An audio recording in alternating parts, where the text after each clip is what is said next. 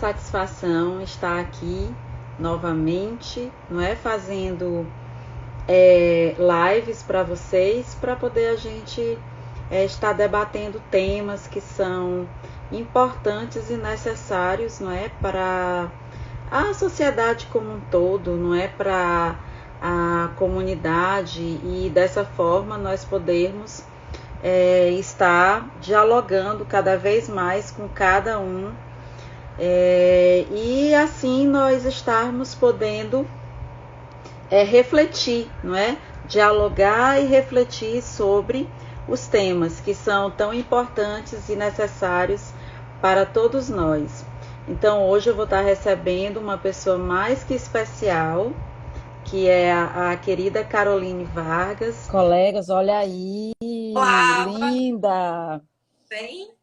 Tudo bom? Então, professora Caroline, muito obrigada por estar aqui conosco, não é? Debatendo um tema que era justamente o que eu estava dizendo, um tema de grande importância para a sociedade, um tema não somente importante para o direito do trabalho, não é?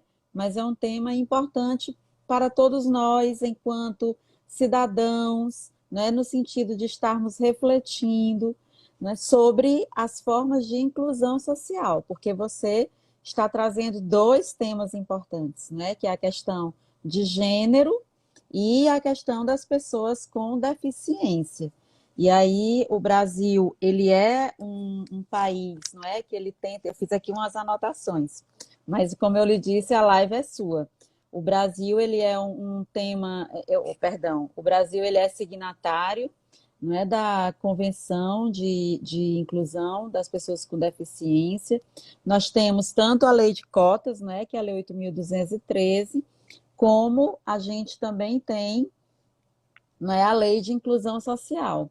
E você, que é uma estudiosa, uma querida, não é assim, uma, para quem não conhece, a professora Carol, ela é, vou chamar de Carol, viu? A intimidade aí. A professora Carol é uma das mais novas integrantes do projeto que eu tenho a honra e prazer de participar, que é o Trabalho em Debate. Então, confesso que conheci a professora Caroline Vargas lá no Trabalho em Debate. Aí eu fui acompanhar a página, não é, da professora Caroline, e vi que é uma página incrível, não é assim?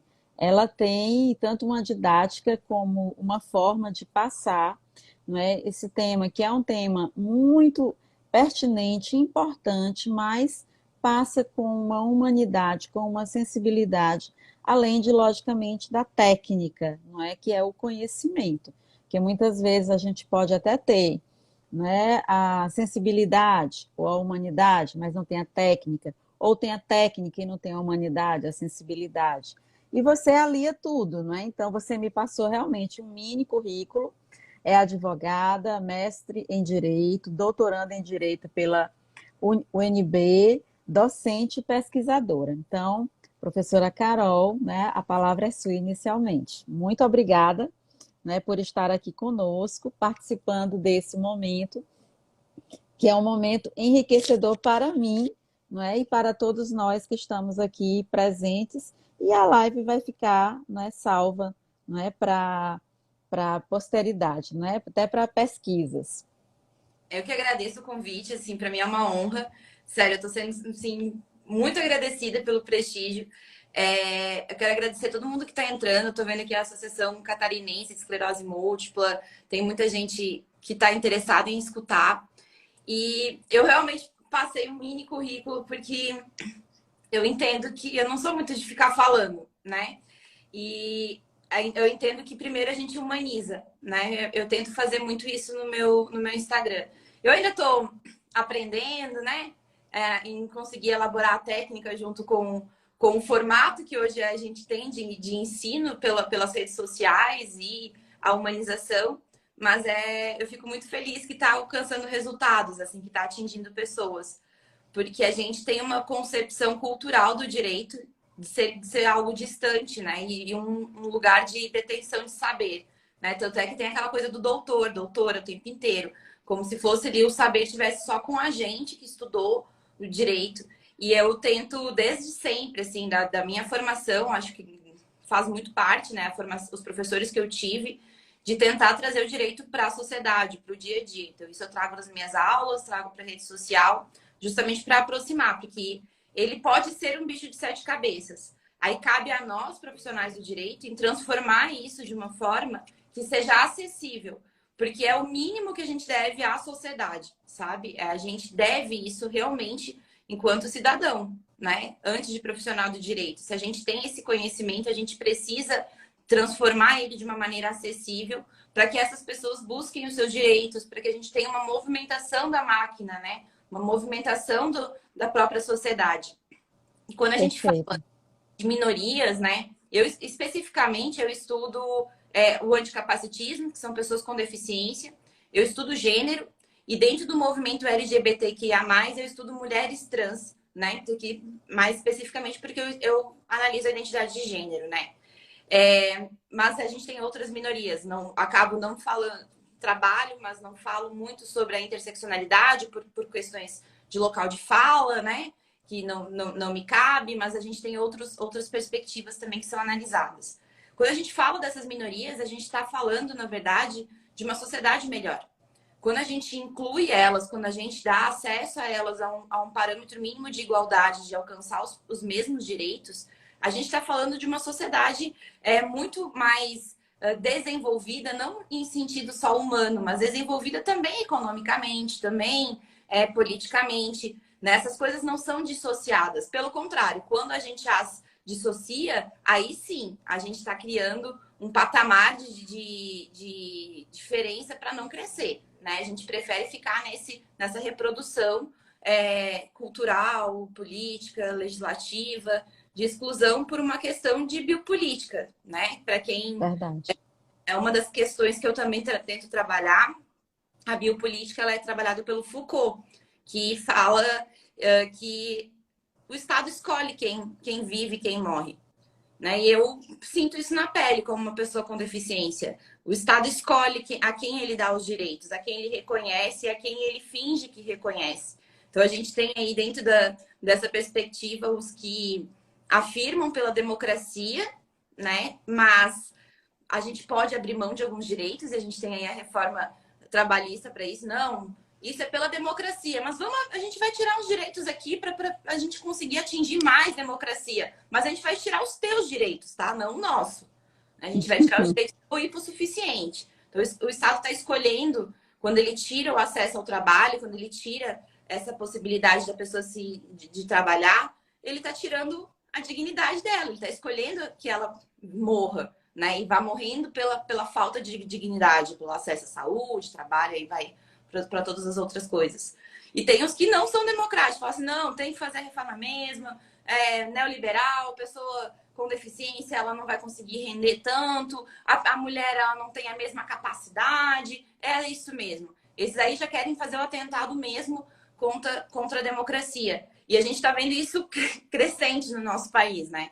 É desesperador, assim, eu como pesquisadora estou desesperada porque é todo dia um 7-1, né? A gente vê que os direitos das minorias são os primeiros a serem atingidos quando a democracia está em instabilidade. A nossa democracia está em instabilidade não é de agora, não é do atual governo, é uma coisa que vem crescendo, né? A gente já tinha essa previsão, a gente já sabia quem é pesquisador, quem estava ali cuidando, sabia que tinha uma perspectiva de piora, mas quando a gente está vivendo isso, vai me preocupando, porque ao mesmo tempo em que a gente tem legislações como a lei de cotas, como o Estatuto da Pessoa com Deficiência, como outras legislações que foram sendo criadas, por exemplo, no tempo da pandemia, a gente também tem um projeto de lei, ali de 2020, é o 6.159 do atual governo, que previa a possibilidade de a empresa não contratar uma pessoa com deficiência em troca de uma multa. Então, a empresa poderia escolher em cumprir a lei de cotas, né, da pessoa com deficiência, ou pagar uma multa. Gente, isso é óbvio, né? Isso é um atentado. Então, novamente, o Estado escolhe. Quando ele começa a fazer legislações assim, ele está escolhendo quem trabalha, quem não trabalha, aquele que não trabalha, o trabalho é o primeiro, para mim, né? No que eu pesquiso, no que eu acredito, é o primeiro princípio da dignidade, né? Assim, é o primeiro laço do princípio da dignidade ali. Porque é no trabalho que a pessoa se desenvolve, se empodera, consegue ter acesso aos bens de consumo, consegue ter relações sociais, né? É no trabalho que as pessoas vai se desenvolvendo. E aí, como trabalhador, acaba tendo outros direitos sociais, previdenciários. Então, quando a gente atinge esse quesito, a gente está, de fato, atingindo a nossa democracia. E nesse contexto todo que eu quis trazer, é que o anticapacitismo que eu estudo é justamente uma democracia inclusiva, em que não haja discriminação das pessoas com deficiência em razão dos corpos que elas habitam, né? Uma pessoa com deficiência habita um corpo que ela não teve escolha, né? Uma pessoa com deficiência visível, que nasceu assim, qual é a possibilidade dela mudar isso? Né? Ela habita aquele corpo. Eu sou uma pessoa com deficiência invisível, eu sou portadora de esclerose múltipla. E eu, nesse processo do meu diagnóstico, diagnosticada em abril de 2017, até hoje, eu falo que eu era uma capacitista em potencial, porque a gente é criado nisso, né? A gente é criado num mundo em que a gente discrimina os corpos. E não só esteticamente, né? Esteticamente a gente vê aí. Mas a gente discrimina os corpos que são diferentes, que têm razões biológicas ali, né? Essências que não tem o que ser alterar, não tem como serem alteradas. E essa é a nossa dificuldade, a gente quer alterar, a gente quer consertar. E aí a gente altera, a gente tem uma concepção bem diferente assim desse alterar, consertar, justificar, tentar resolver o problema da pessoa, quando a gente alterna isso para pena. Aí quando a gente acha que a pessoa com deficiência precisa ser digna de pena, que vem aí da construção religiosa, histórica, tem várias construções filosóficas por trás disso, a gente vai falar que acessibilidade é um favor, né? E a acessibilidade não é um favor. A acessibilidade é um direito. Porque eu não posso ser discriminada em razão do corpo que eu habito, em razão das consequências biológicas que meu corpo tem, sendo elas visíveis ou invisíveis. Quando, em 2015, o legislador alterou o Estatuto da Pessoa com Deficiência, inclusive para deixar o termo correto para quem está nos assistindo, pessoa com deficiência, porque o legislador quis lembrar que antes da deficiência nós somos pessoas, nós temos sentimentos, temos vivências, a gente tem experiências, né? Somos pessoas antes das nossas deficiências. Ele também tirou o termo físico, né? Que até então era muito forte. Então, pensa, até de 2015... a gente tem, pela legislação, uma concepção de deficiência física. Somente física. E aí a gente exclui as pessoas com deficiência invisível, como eu, com esclerose múltipla, como TDAH, como espectro autista. O espectro autista ainda conseguiu uma inclusão posterior ali na Deu uma legislação. travada aí. Um movimento social muito grande, né? Se ajudam ali muito, então eles conseguiram politicamente uma frente para ter uma inclusão melhor, mas outras centenas de doenças não conseguiram até então, até 2015. Então é muito comum a gente estar aqui em 2021 falando sobre doenças invisíveis e ser uma coisa totalmente desconhecida para a maioria dos que está nos assistindo e que vai nos assistir depois, né? Que vai ficar gravada a live.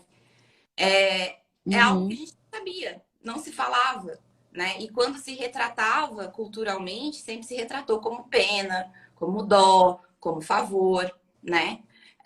E essa concepção, ela precisa ser alterada, né? A gente precisa compreender que pessoas são diferentes, têm subjetividades e têm capacidades diferentes. Então, o anticapacitismo, essa não discriminação pelo corpo que se habita, ele é uma promoção das diferentes capacidades que as pessoas podem ter. A gente já passou da fase fordista de entender que capacidade é só capacidade física, né? Esses tempos um aluno me questionou, dizendo que mulher realmente tinha que receber menos, que tinha uma diferença, porque a própria legislação da CLT fala que mulher deve carregar menos peso do que o homem, né? Ela tem que carregar menos peso. E aí eu questionei ele, eu falei assim, mas tu me acredita ainda que a mulher tem que carregar menos peso, não tem um robô para carregar para ela?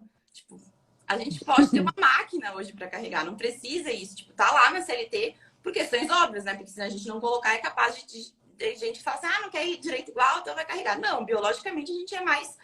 Biologicamente, exato. Né? Só isso. Mas isso não quer dizer que a gente não pode achar maneiras de execução das atividades, né? As capacidades são múltiplas, né? Estudos indicam que pessoas com espectro autista, a grande parte delas, inclusive, tem uma inteligência maior do que outras pessoas que não têm o espectro autista, né? Maior no sentido de ter desenvolvido aptidões que outras pessoas, por estarem dentro de uma sociedade capacitista, que estuda de um jeito, que vê a vida de um jeito, acabam não desenvolvendo, né? Eu costumo dizer que às vezes eu penso fora da caixinha, e a pensar fora da caixinha é uma das frases que eu falo muito em sala de aula, porque eu resolvo problemas antes deles aparecerem. Eu tenho um corpo que me dá problemas. Então, eu preciso sempre viver na tangente. Eu sempre tenho que ter um plano B, eu sempre tenho que saber como executar. Eu tive que reaprender a executar coisas. Isso me forçou a pensar fora da caixinha, me forçou a atingir uma parte do meu cérebro que antes talvez estava ali adormecido porque eu não precisava, né?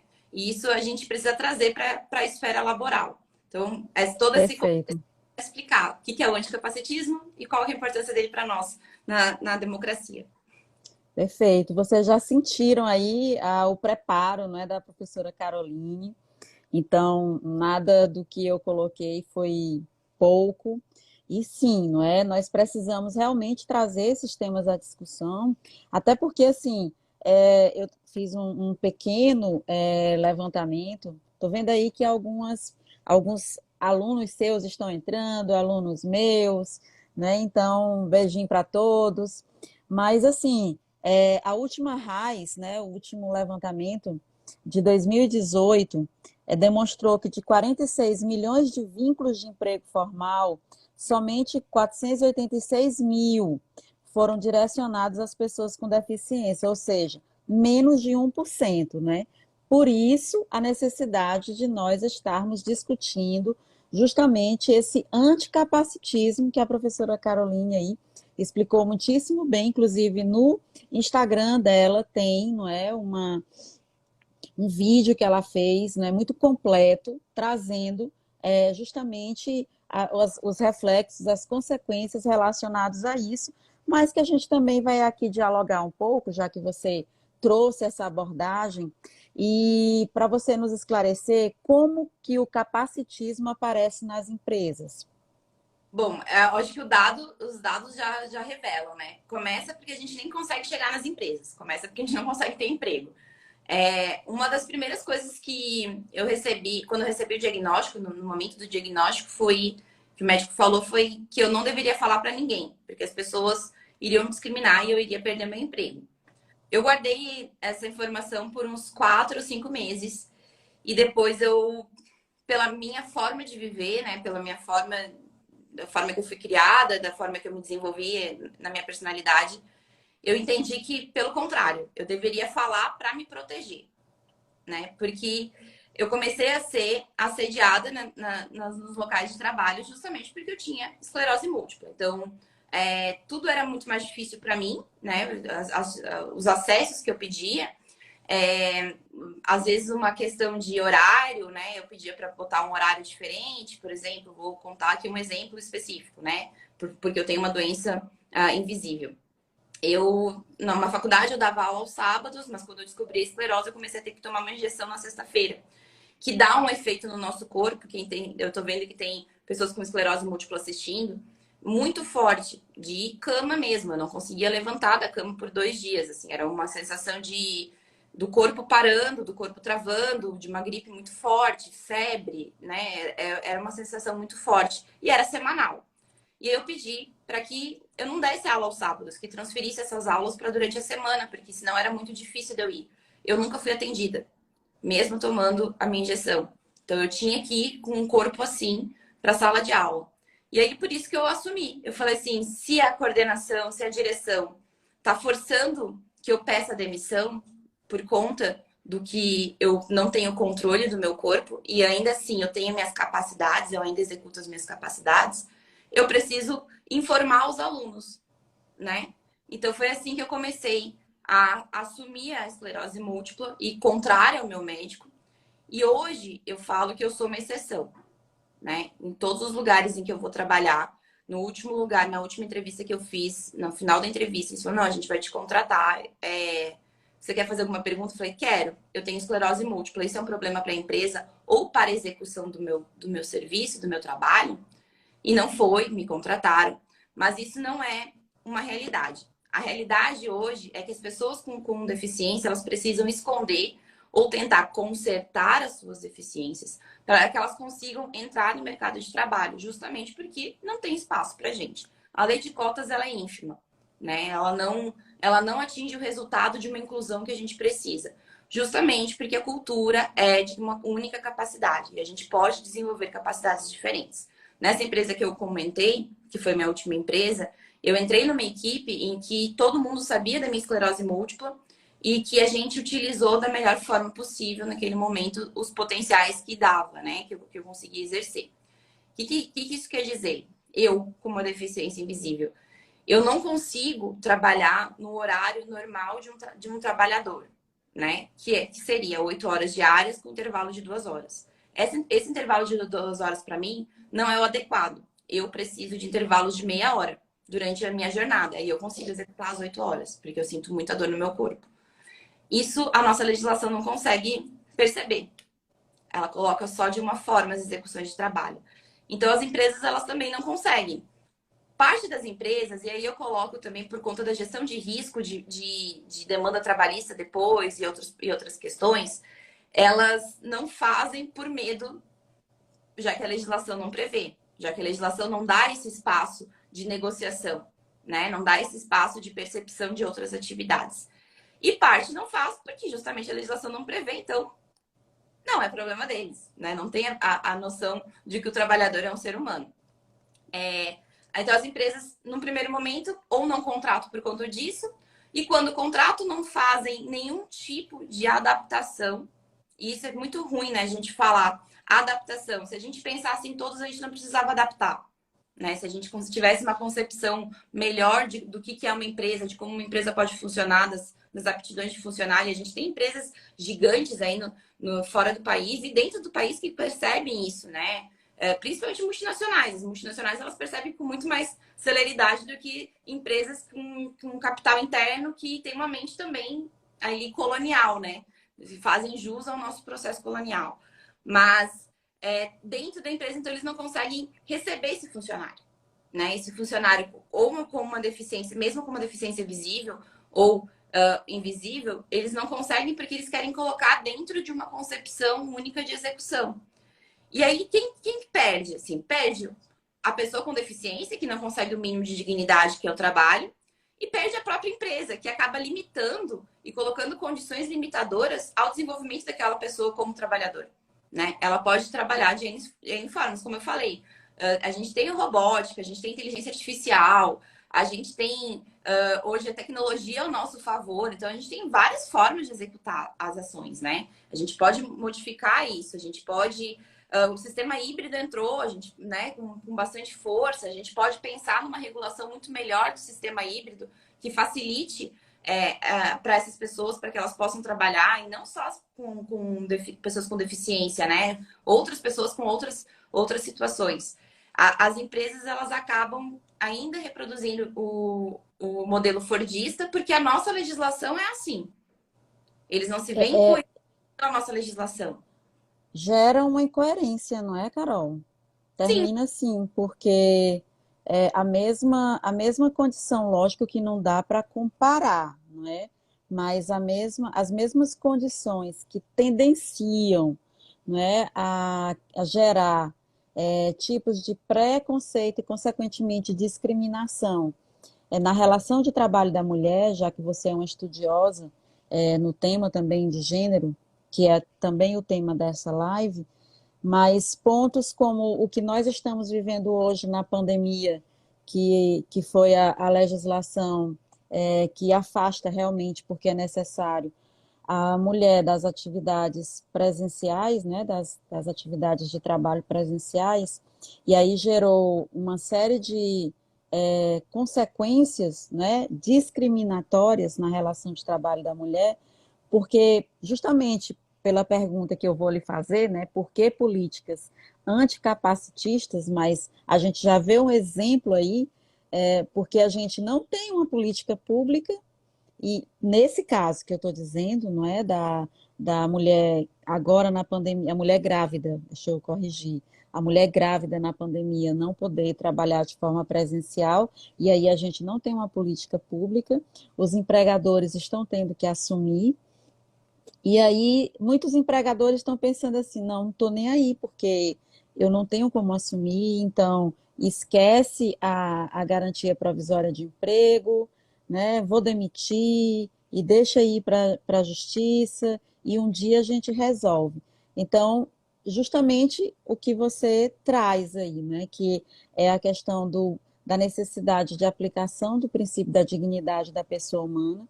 Nós realmente nós tendenciamos a ter uma sensação de fazer parte da sociedade, de nos sentirmos efetivamente cidadãos, quando nós estamos contribuindo para essa sociedade, e isso se dá, de certa forma, com a condição do trabalho, não é? Porque nós trabalhamos, então nós estamos prestando serviço à sociedade, consequentemente, nós recebemos por esse trabalho, e aí a ausência dessas políticas públicas que efetivamente sejam efetivas retira realmente a condição de dignidade, consequentemente cidadania, não é, das pessoas. E aí a gente tem, não é, as pessoas com deficiência realmente nessa discussão, não é, nesse ponto aí que precisa ser realmente refletido, né? Porque como você bem colocou, nós temos as políticas poucas, né? Mas nós temos a lei de cotas, a gente tem a lei de inclusão, né? Pessoas com deficiência, mas as empresas, justamente pela ausência de um normativo que realmente identifique a necessidade daquele trabalhador, então termina gerando uma, né, incoerência na situação. E aí eu quero que você nos explique, né, por que essas políticas anticapacitistas?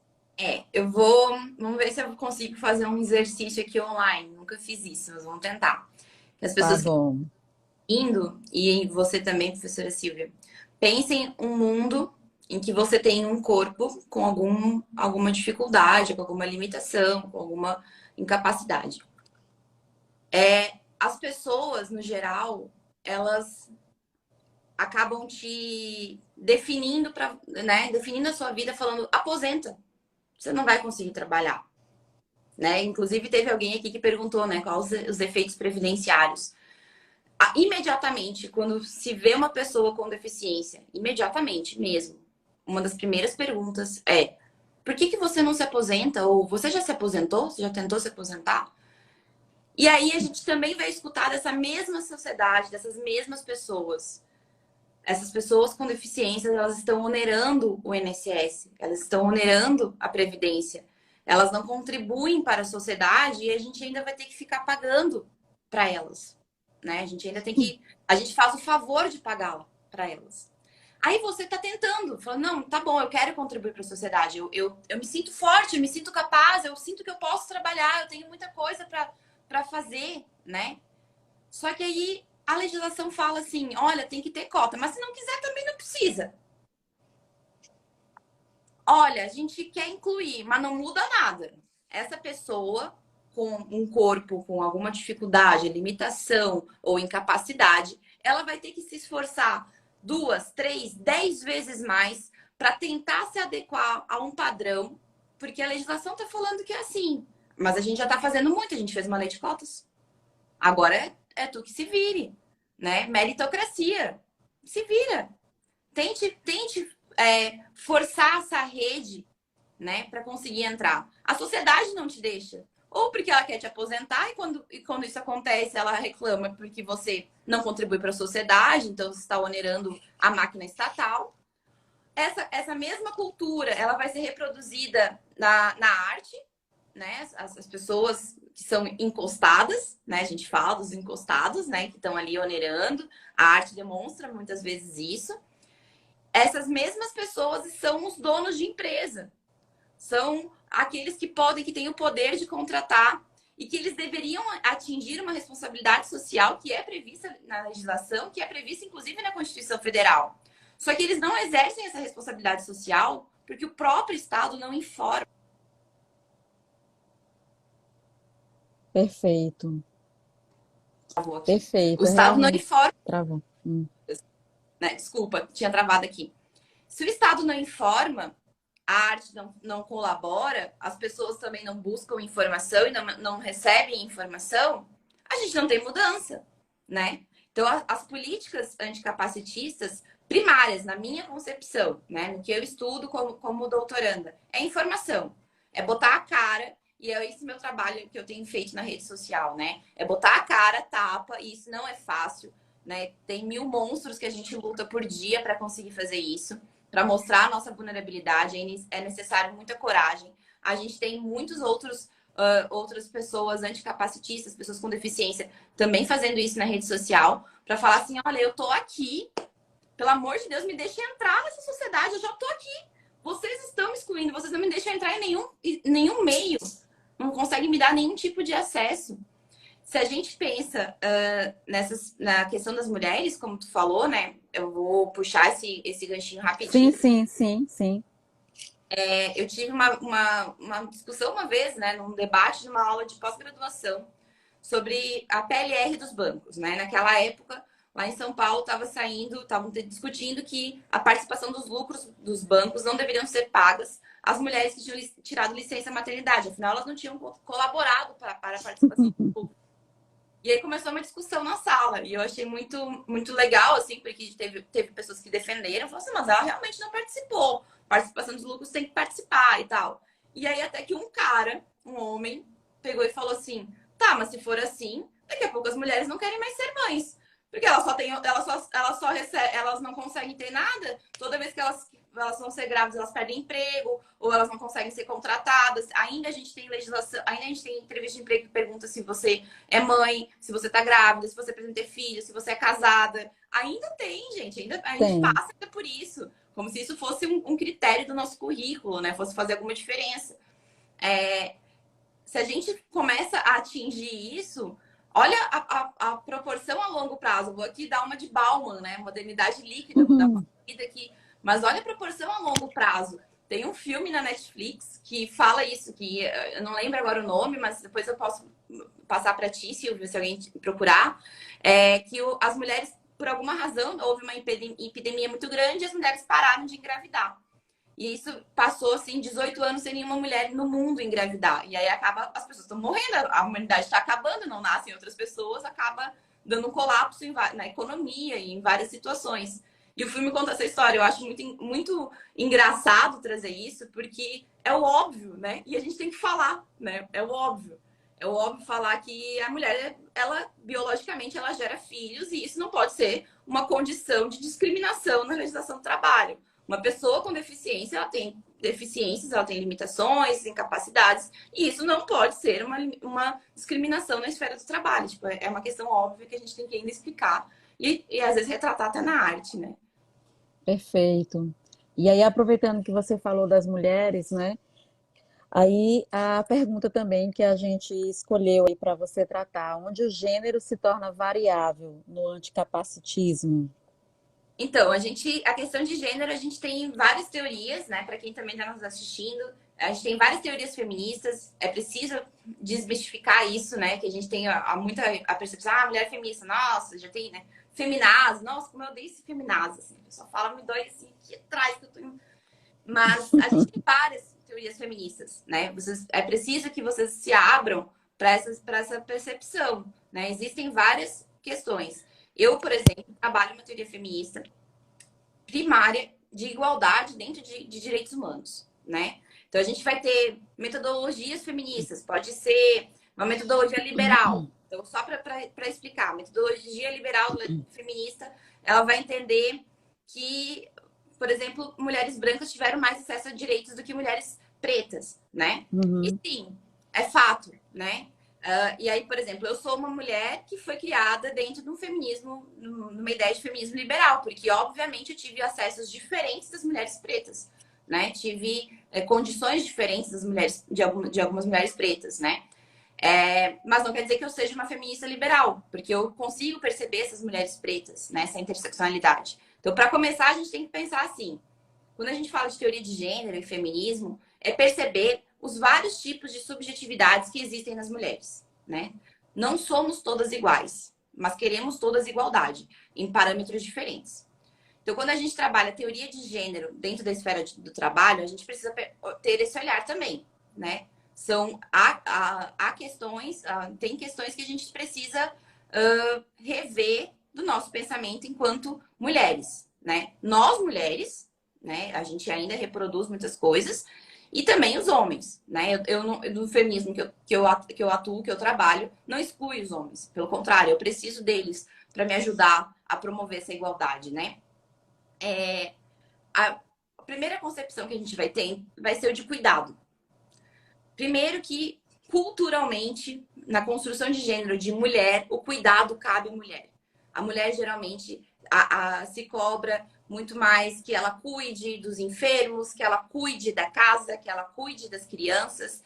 Ela é a cuidadora oficial, por ser mulher, né? Dentro do cuidado, aí a gente vai ter essas metodologias, né? Mulheres, no feminismo, ou para dar o exemplo para ficar claro, no feminismo liberal vai se falar que as mulheres brancas elas acabam pagando para as mulheres pretas esse cuidado. Exato. As mulheres brancas elas têm acesso diferente para ter acesso ao trabalho. Elas conseguem ascender ao trabalho, porque enquanto elas ascendem no mercado de trabalho, as mulheres pretas exercem o cuidado dentro da casa dela. Né? Então, a perspectiva de gênero dentro da esfera laboral precisa ter atenção a isso. E quando a gente fala de pessoas com deficiência, isso vai ser uma dupla invisibilidade. Porque se culturalmente as mulheres cabe o cuidado, quem cuida de nós? Né? Muitas vezes, o que acontece com mulheres com deficiência é que as outras mulheres da família acabam cuidando. De novo, trazendo aí a humanização. Quando eu descobri a esclerose múltipla, eu estava no relacionamento e imediatamente eu fui abandonada. Imediatamente. Imediatamente, minha mãe e minha avó assumiram o meu cuidado, né?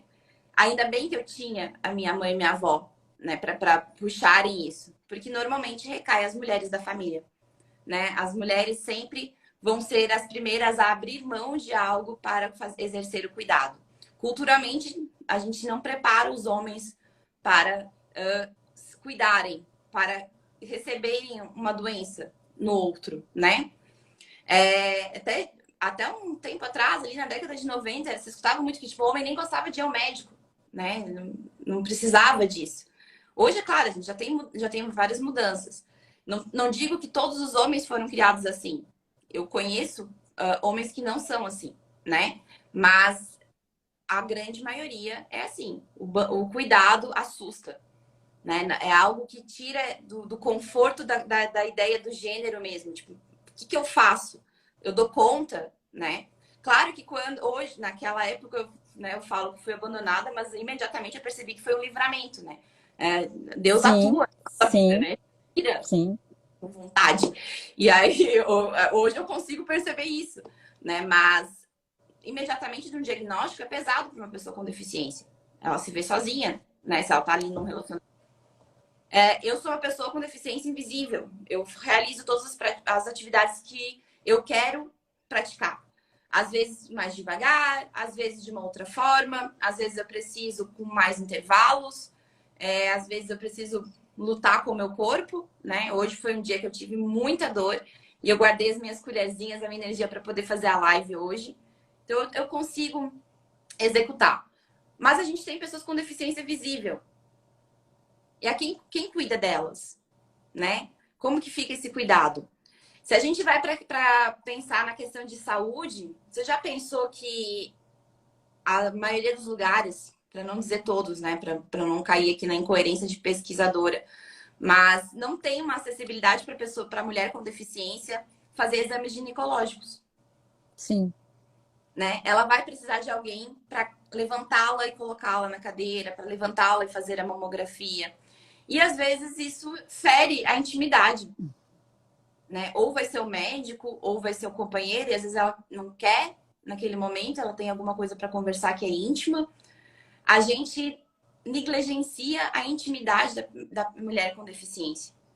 Isso dentro da esfera do trabalho é gigante, né? Porque Imagina dentro de uma empresa, essa mulher com deficiência ter que pedir ajuda para os colegas, para acessar o banheiro, por exemplo, né? Para tomar um café, para ler alguma coisa, para ter acesso a alguma informação.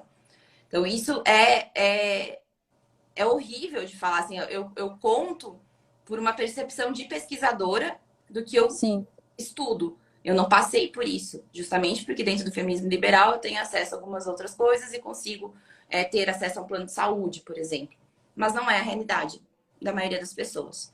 As mulheres com deficiência, então, elas são abandonadas, invisibilizadas dupla, triplamente, pela legislação, pelas políticas públicas, pelo acesso, né, das políticas públicas e pela própria construção cultural, porque a construção de gênero entende que o cuidado dessas mulheres.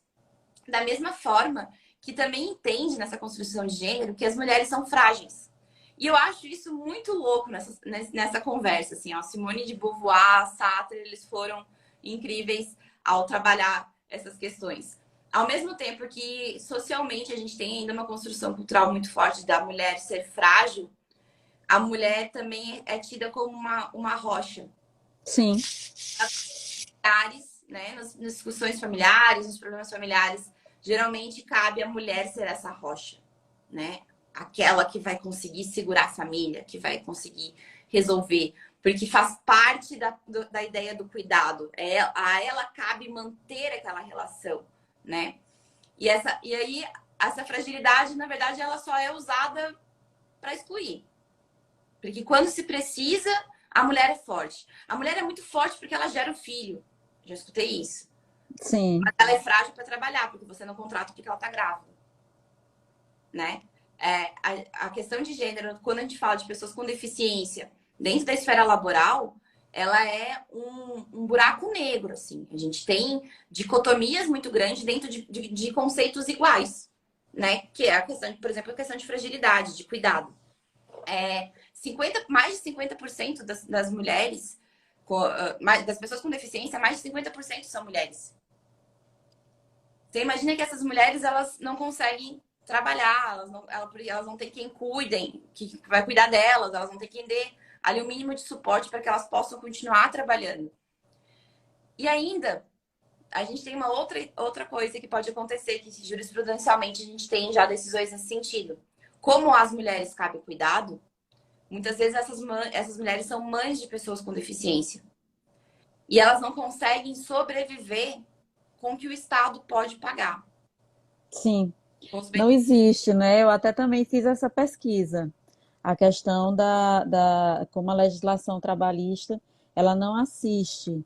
Nós temos algum tipo de proteção para quem é servidor público, mas a nível seletista não existe. Então, muitas vezes, é como tudo isso que você colocou, não é? Para as mulheres é dada a condição cultural, não é? De ser a cuidadora, de ser aquela que vai assistir. Eu estou bem aqui, eu queria só fazer uma referência, que eu estou aí com uma grande amiga que é pesquisadora lá de Brasília, a Juliana. Juliana, olha aí uma pessoa maravilhosa para você chamar para ser sua próxima convidada, que ela é pesquisa orientada, que ela está só comentando aí. Então, ela é uma grande pesquisadora também, não é, de gênero. Ela mora em Brasília. Então, culturalmente, sociologicamente, né, dada a mulher essa condição, e aí você fez essa referência do abandono, o contrário não acontece, não é? Se existe a indicação, não é, de um adoecimento, seja provisório ou permanente, não é, em sendo por parte do homem, o que acontece muitas vezes é a mulher assumir, não é, a condição de não vou estar presente, vou ser a cuidadora, né? E muitas vezes ela abre mão da sua própria condição familiar, né? Eu terminei meu mestrado agora e foi em Brasília também. E indo com uma colega, isso só apontando, logicamente, a questão de gênero, não é? Indo com uma colega, uma amiga, Então, ela chegou a perder, né, aulas por conta de adoecimento de sua filha, né, que ela deixou de ir. Quer dizer, as opções que muitas vezes as mulheres têm que fazer por conta da condição familiar. Então, e sim, eu também estou encantada, Juliana, por isso que eu estou tô só aqui ouvindo, absorvendo e aprendendo. Gostaria, inclusive, de ler tudo aqui, tudo que a Carolina faz, não é? E eu fiquei já encantada quando eu entrei no Instagram dela, né? Da forma como ela coloca. E aí, lá no teu Instagram, eu vi uma das últimas dicas, né? Que você faz, né? O que não dizer para pessoas com esclerose múltipla, que serve não somente, não é, para elas, mas que serve para todas, e você fez a pontuação, que é o envolvimento espiritual, religioso, aliás, né? E aí você, uma das falas você coloca, né? Não dizer Deus vai te curar, ou que isso está acontecendo por conta também de uma condição, não divina, não é algo assim relacionado. Então, assim, as percepções são inúmeras, não é? Então, mas continue, que você estava ainda explicando aí a questão das teorias relacionadas à mulher. Como eu disse, um momento de fala é seu. Imagine. Não, a gente está na construção de debate, assim, eu só aprendo falando, conversando, dialogando. Não sou dona da verdade, não. Assim, eu só ia comentar que tem essa questão das mulheres serem mães, né? E esposas. E como construção cultural, a gente. Eu venho. Não sei como é que tá vindo essa nova geração, eu não sou mãe, né? Mas eu venho de uma geração que a gente foi criada para ser uma fortaleza do homem, né? Na relação familiar, na construção de uma família, né? A gente tá ali para dar o suporte. E aí, né, no desenvolvimento da minha vida, eu começo a perceber que, assim, tá, e quem dá o suporte para mulher? Né? E se essa mulher é essa rocha, se ela é, né, que se pede, eu só sou frágil em alguns momentos para você e para os outros eu tenho que ser essa pessoa, e se eu não conseguir ser essa pessoa, né? E aí as mulheres acabam cuidando dos homens e são as mulheres que acabam cuidando também dos filhos, né? Isso também são dados. Eu não vou falar que não lembro não vou levar de cabeça, mas tem dados que são a maioria são Sim, as mulheres sim. que fazem isso. Hoje a gente já tem algumas jurisprudências, então a gente está começando um movimento no Tribunal Superior do Trabalho anticapacitista, até porque a gente tem ministros estudando isso, né? Eu fui colega de sala da ministra Adelaide, a gente tem ministros Maravilhosa. o anticapacitismo. Então, a gente está vendo uma movimentação do Tribunal Superior do Trabalho de perceber que essas mulheres, por exemplo, elas têm direito a uma jornada especial, uma diminuição da jornada de trabalho para que elas possam exercer o cuidado dessas pessoas, com uma ideia de responsabilidade social da empresa. Essa redução da jornada de trabalho não quer dizer que a empresa está pagando para ela trabalhar menos. Ela vai só ter uma adaptação das atividades para que ela possa executar. Carol, desenvolvo minhas atividades, eu não preciso das 8 horas diárias, né? Eu consigo me organizar e executar menos. E eu percebi isso antes da esclerose. Em todos os meus trabalhos, eu me organizava que eu sempre tinha ali espaços, né? Eu conto que eu estudei para o meu mestrado trabalhando no escritório de contencioso, que é um volume gigante de trabalho, mas eu conseguia organizar meu trabalho para trabalhar algumas horas e ali eu tinha um intervalo dentro do meu horário de trabalho para estudar. E conversei com a minha chefe. Falei assim: olha, eu quero passar no mestrado. Se eu cumprir o que eu tenho que cumprir, eu posso estudar? Pode. Eu vou olhar a produtividade. No meu atual emprego também foi essa conversa. Produtividade, Carol. Você tem coisas para fazer, faz no seu tempo, no seu horário, entregando, tá tudo bem. É essa concepção que a gente precisa começar a ter, né? Essa cultura de, ok, produtividade. E essa produtividade não é capacidade. Produtividade é o exercício daquela atividade do trabalho sendo analisado dentro da perspectiva que tem que ser executada e dando essa autonomia para o empregado, né? Essa jornada especial é só um dos exemplos, mas a gente tem que pensar também em políticas de acolhimento dessas crianças enquanto as mulheres trabalham, né? De como ter essa percepção da saída da mulher para poder levar no médico, para poder acompanhar no médico. Todas essas questões cabem a gente pensar as mulheres, porque é elas que estão executando. E Sim. são elas que sofrem isso. Eu cansei de ver situações de mulheres com deficiência ou cuidando de pessoas com deficiência que para fazer um acompanhamento médico tinha que fazer hora extra, né? Olha o que a gente está fazendo com essa pessoa.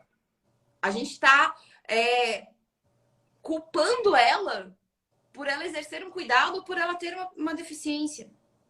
Isso é horrível enquanto ser humano, enquanto sociedade. Não sei se vocês conseguem ter essa percepção. Sim. A gente está culpando ela. A gente está culpabilizando ela, tanto é que ela tem que fazer mais, ela tem que exercer mais. E até daí sai E, a superação, né? Que é um saco. Eu odeio o exemplo, a coisa de superação. Talvez outras pessoas com esclerose aqui vão entender isso. Tipo, as pessoas veem aí, nossa, que exemplo de superação. Não, não é um exemplo de superação, é uma vergonha a gente ter que se esmerar 10 vezes mais, porque a sociedade não nos vê, a legislação não nos vê, o empregador não nos vê. É uma é, vergonha. que foi justamente o que o Gildásio colocou aqui na fala dele. Não sei se você chegou a ler. Eu, Ele colocou, né, algo que eu percebo na sociedade quanto às pessoas que têm deficiência invisível é um preconceito, tipo, haha, será mesmo que ela está doente? Que ela tem mesmo essa doença? Né? E aí realmente levanta, não é, essa discriminação, não é? Que é um outro preconceito que é gerado e que você também coloca isso lá no seu Insta, não é? Nas dicas que você está dando lá. tem um rio sobre, Ah, ah, né? hum, Tem um rio sobre isso porque eu falo. Essa frase eu já cansei de escutar. E às vezes a pessoa insiste que eu não tenho. No início eu ficava bastante incomodada, assim, nervosa. Agora eu acho engraçado, eu respondo com um pouco de sarcasmo. Quando a pessoa fala assim, será que você tem mesmo? Eu falei, olha, se você quiser ir lá fazer a pulsoterapia no meu lugar, aí tudo bem, né? Você pode vir falar alguma coisa, mas todos os médicos, todos os exames, todos esses anos dizem que eu tenho. Agora, se você, né, especialistas de Google, tá duvidando, eu não tenho mais o que fazer. Mas isso é muito comum, né? E eu sei que eu passei muitas vezes isso na sala de aula, porque, obviamente, quando eu contei para os alunos, não quer dizer que todo mundo recebeu bem, né? Eu vi muitos alunos preocupados, eu posso dizer que a grande maioria, a maioria massificante, me recebe, me acolhe com muito carinho, percebe, começa a perceber no decorrer do semestre, pela convivência, as dificuldades que eu tenho quando eu estou escondendo ali alguma coisa, que eu estou mais cansada, ou estou mancando. Os próprios alunos percebem, os próprios alunos vêm e conversam comigo, falam, professor, hoje eu vou fazer um exercício, não precisa fazer isso. Mas eu também tenho alunos que vão falar, será que ela tem mesmo? Hoje ela está aqui com essa muleta, né, com essa bengala. Semana que vem ela tá lá fazendo uma trilha, que eu só adoro fazer trilha, né? sim, sim. De morro, você não tá entendendo. Tem preparo, eu vou lá faço a trilha, fico toda roxa, tem que estudar a trilha, não é toda trilha que eu faço, tem que ter acompanhamento, sempre tem que ter alguém junto comigo, né? Eu preciso que alguém me alcance a mão. Não é assim, né? Mas sim, a minha doença é invisível e progressiva e inconstante. Hoje eu tô ruim, amanhã eu posso estar melhor. Eu espero que eu esteja, né? Eu vou fazer todos os cuidados para estar melhor. Mas a sociedade é muito São Tomé, né? Tipo, eu só acredito vendo. E aí isso acaba limitando até a ideia que eu percebo da própria pessoa ter de humanidade. O que ela vê como humano? Né? Dentro das relações dela, né? Vamos pensar, uma pessoa que pensa nisso, né? Será que ela tem mesmo, que duvida? Quando ela olha para a família dela, será que ela faz esse pensamento para alguma coisa, né? E isso tá lá no Instagram mesmo, como uma das dicas, né? Porque é muito chato, pessoas com doença invisível, pessoas especialmente falam no meu local de fala, no que eu sinto todos os dias, que é a esclerose múltipla, eu ter que justificar sempre. Tipo, eu tenho que justificar que eu estou mal, que eu não consigo cumprir uma atividade, que eu preciso remarcar, que eu preciso de um momento de descanso e eu preciso justificar que eu tô bem, eu consigo, deixa eu fazer. Exatamente, justificar que está bem quando está bem, não é? E ter a oportunidade de viver, de ter os momentos de prazer, de lazer, como todos, né? Então, isso é muito importante, né? Essa questão da necessidade. É o preconceito, novamente, a discriminação que existe sobre, no sentido de que estar sempre, ter sempre que se justificar. Eu acho que também um outro participante falou, né? A questão de estar sendo sempre culpabilizado, não é? Pelo fato da doença, né? De estar doente. Então, assim, não, eu não sei que momentos são mais importantes dentro de tudo que você falou, né? A necessidade realmente de trazer. Oi, Vou dar só mais um exemplo que aconteceu comigo, sim. né? Os meus exemplos. No meu último local de trabalho, né? Eu sinto dores diárias, né? Inclusive, essa semana eu estava tentando perceber um pouco o meu corpo. Eu tenho o lado direito mais atingido pela esclerose múltipla. E aí eu percebi que eu não sinto os dedos do pé direito, né? Isso 90% do meu dia. Eu tenho dormência na parte inferior da minha perna direita, também 90% do dia. E eu tenho formigamento no meu antebraço e mão também direita, 90% do meu dia. Além das dores, né? Só que eu acabo aprendendo, eu aprendi a viver assim.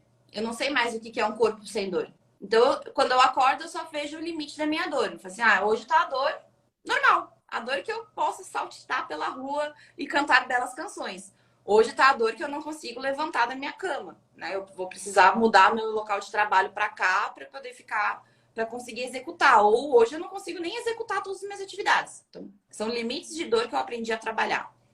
E eu acostumei tanto que eu esqueci a intensidade de dores. Então, no meu trabalho, um dia, uma colega, minha chefe, na verdade, ela pegou dengue. E aí ela tava comentando, ela falou assim, gente, eu não consegui trabalhar, não consegui participar da reunião, porque eu tava com dengue, a dor é insuportável, e eu não consegui, assim, eu não desejo isso pra ninguém. Naquele momento, eu percebi que as pessoas não têm a menor percepção do que é dor, né? E do que eu sentia, e eu não conseguiria passar isso. Porque eu pensei assim, nossa, se ela ficou assim com uma dengue, ela não aguentava um mês no meu corpo. E isso eu preciso botar em pauta, porque ela me cobra, às vezes, coisas, situações que ela não tá tendo a percepção da dor. Então eu cheguei nela e conversei. Falei assim, sabe quando você falou isso? Eu expliquei tudo o que acontecia.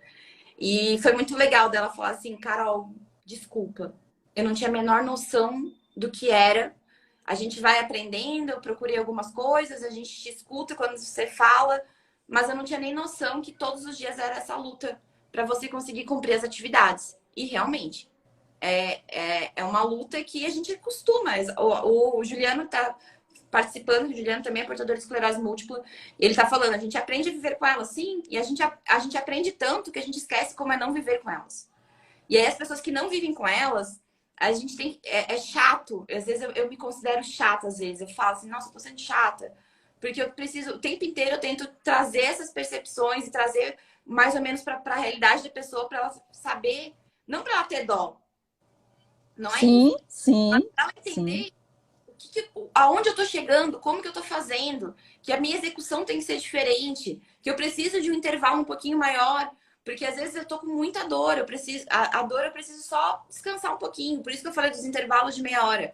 Com o tempo eu consegui fazer isso dentro da empresa. Hoje a empresa, na última, eu tô afastada, porque eu fui diagnosticada com Burnout, a esclerose avançou, eu tô num momento bem difícil da minha esclerose, mas eu consegui. A empresa ligou e falou assim: Carol, a gente está implementando uma política anticapacitista. A gente percebeu que as coisas tinham que mudar. A gente contratou pessoas com deficiência agora. A gente tem uma equipe que vai tentar acolher elas. Então, a gente tem algumas mudanças quando a empresa quer escutar. Eu sou muito grata à empresa que tem tentado escutar.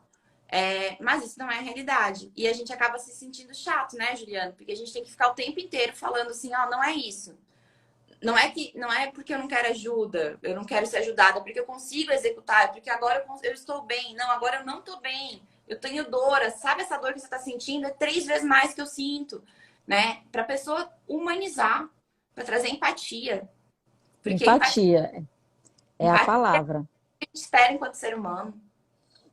É a palavra mesmo. E aproveitando a fala do Juliano e o nome do Insta dele, que é o engenheiro esclerosado, me chamou também a atenção no seu Insta, um dos vídeos que você gravou, que você coloca, oi, eu sou Carol, eu sou esclerosada, né? E Uhum. aí você fez uma fala, né, no sentido justamente disso daí que ele estava colocando, né, e trazendo também esse seu desabafo aí do ser chato, mas no sentido de combater o preconceito, de não é querer, não é vitimismo, não é querer que as pessoas sintam pena, porque ninguém aqui está querendo isso daí, né? Você está querendo que o que todos nós queremos é ser reconhecido como uma pessoa, né? E tem os seus direitos, é um cidadão que quer trabalhar, consequentemente pagar seus impostos e ser aceito na sociedade com as limitações, óbvio, que você tem, e que também não foi por escolha, né? Que também você coloca isso daí. Então eu achei muito interessante, não é? Esse momento de fala que você coloca lá, né? De reflexão, que é necessário que nós tenhamos essa compreensão, nós enquanto sociedade. E aí eu ratifico aí a Joana colocou, que a Joana entrou, ela disse que estava em sala, mas ela entrou aí rapidinho. A Joana também é uma maravilhosa, né, que eu sou fã, e também outro presente do Trabalho em Debate, já me sinto assim com você, viu? Então, a Jo foi uma das pessoas que eu conheci lá no Trabalho em Debate e aprendi também a ter uma relação de proximidade pelos pontos em comum. E aí, olha, Carol, passa tão ligeiro, né? A gente já fez mais de uma hora de live. E aí eu queria que você desse aí a sua mensagem final. Eu queria já lhe convidar para outros momentos, não é? Para palestra na faculdade, né? Se você quiser, obviamente. Mas eu acho que a gente tem que dialogar sempre sobre os temas que são necessários, que levam à reflexão. Agradeço também a todos que entraram, né? Minha família entrou, como sempre, família está sempre, né, apoiando, família, alunos, colegas, ex-alunos, né? Saudade de todos. Os seus alunos, né? Também quero agradecer os seus colegas. Então, realmente, assim, ó, a Cris também entrou aí. Cris, obrigada. Então, assim, eu aprendi muito, Carol, e eu confesso para você que eu aprendi muito também no teu Insta, não é? Assim, a conhecer, a entender, a compreender, a ter também empatia. Eu procuro isso no meu dia a dia. Lógico que não dá para comparar, não é? Mas eu também tenho as minhas limitações, as minhas dificuldades, as minhas discriminações, não é? Como mulher, né? Então, pelas condições, né, que a gente vivencia. Mas, logicamente, cada um, não é, com a sua dificuldade, cada um com o seu sentimento. E eu quero dizer assim que realmente incrível, não é assim, tudo que você nos colocou aqui, né? Saio renovada, não é, em relação a tudo que você trouxe e deixa eu parar de falar, né? Termine aí para você passar a mensagem final aí para nós. Eu quero te agradecer, mas para falar a mensagem final, se eu puder deixar alguma coisa, é empatia. Pessoas com deficiência, as mulheres com deficiência, mulheres, pessoas. Tem empatia por pessoas. São pessoas que fazem o mundo, né? Não é o dinheiro, não é a política. Somos nós que fazemos a economia, somos nós que fazemos a política, somos nós que construímos as relações. A empatia, ela constrói um mundo melhor. E a gente tem já a mercantilização da empatia, né? Vamos dizer assim. Que se puder deixar a dica, né, para as empresas é o selo ESG, né, que prevê aí práticas de inclusão, de governança, de sustentabilidade, que acabam dando maior visibilidade na bolsa de valores, mais investimento externo. Então, não é mais só um papo de direito social, né? A Não gente sabia. Deixa eu anotar isso daí, como é o nome? ESG. ISD, né? Isso. Muito bem. Ele é um selo que abre para o mercado de investimentos para empresas que têm essa preocupação, porque entende-se que o consumo mudou. Entende-se que hoje a gente tem um consumo mais empático, né? As pessoas querem alguma relação de empatia para o consumo de qualquer coisa, né? Por isso que as marcas, a gente tem desenvolvido teses de Pink Money, por exemplo, né, que fazem, a marcas que fazem para o público LGBTQIA+, né, Black Money para as pessoas pretas, né. E a gente está tendo um movimento disso com o próprio consumo, em razão do consumo, a gente tem o selo ESG para investimento nas empresas, então o anticapacitismo entra aí, não é mais um papo só, né? A gente está tendo essa modificação no mercado, então fiquem de olho, né? Procurem se especializar, procurem advogados que possam contribuir para isso na sua empresa. Queria agradecer a todos, agradecer as pessoas com esclerose que estão nos assistindo, que eu estou vendo que tem várias aqui, além de Juliana, Aline, na esclerosada rara que produzem material, as pesquisadoras que estão nos assistindo, tudo foi ótimo. Gente, eu só tenho a agradecer. Eu vi aqui uma fala antes de sair do Zé Mário, né? Que Sim. ele colocou que ele era diretor de uma empresa e ouviu do patrão que não gostava de gordo, porque se ele não conseguia cuidar do corpo, como ia cuidar da empresa dele? Sou gordinho, isso sempre aconteceu. E então, assim, é verdade, né? Então, a gente tem que começar a tratar, não é, cada vez mais desses temas, né, de forma a criar essas reflexões.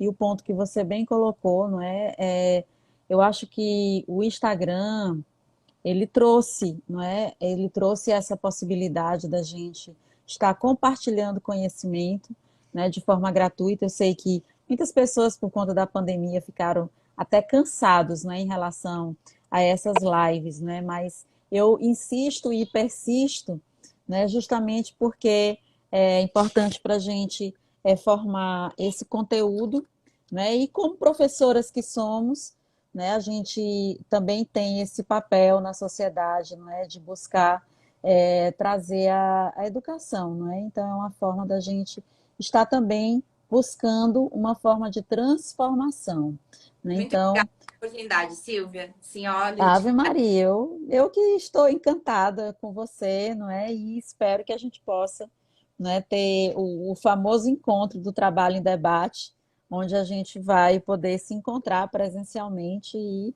compartilhar aí, não é, esse afeto, essa admiração, não é, de forma presencial. Então, assim, externo a você novamente, né, a minha admiração a Carol, né, professora, pesquisadora, e especialmente a Carol que busca, né, mostrar a vez e a voz dela na sociedade. Então, minha admiração, meu respeito, meu afeto a você, não é? Por isso.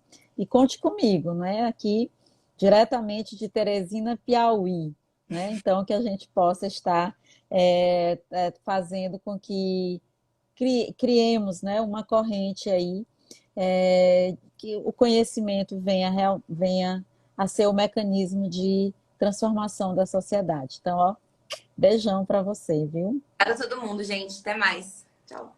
Tchau, tchau.